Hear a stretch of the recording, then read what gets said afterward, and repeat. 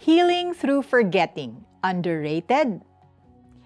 Is learning to forget the most underrated way of healing? What if God has already blessed you with the ability to get healed from your past? Would you receive this kind of cure? Sa librong Forgetting the Benefits of Not Remembering, itinuro ni Dr. Scott Small na ang normal forgetting, in contrast to forgetting because of aging, ay napakahalaga para sa isang healthy brain, just like remembering. Forgetting is a form of healing that gives us mental flexibility and helps us to prioritize what to emphasize and what to let go of.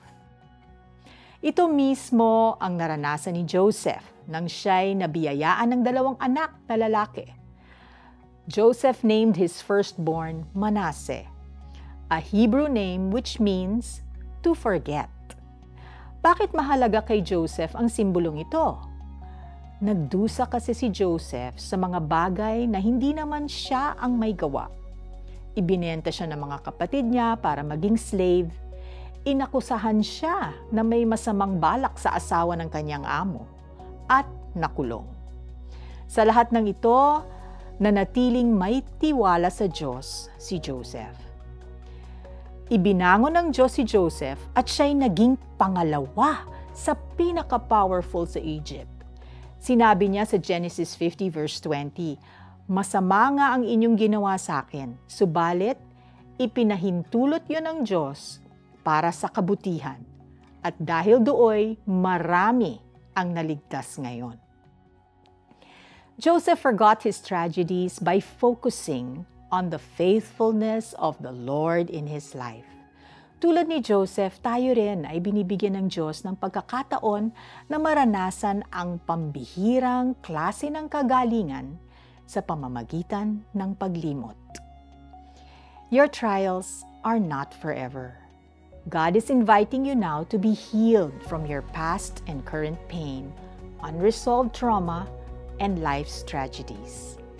God can make you whole. Let's pray.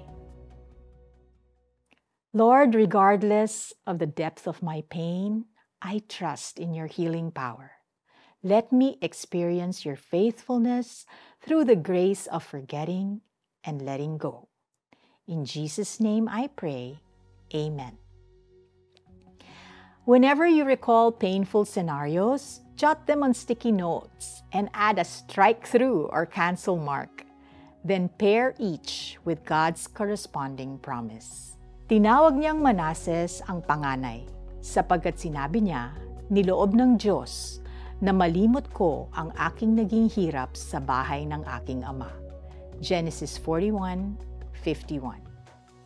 This is Felici Pangilinan Buizan saying, it's hard to move forward when you keep looking back.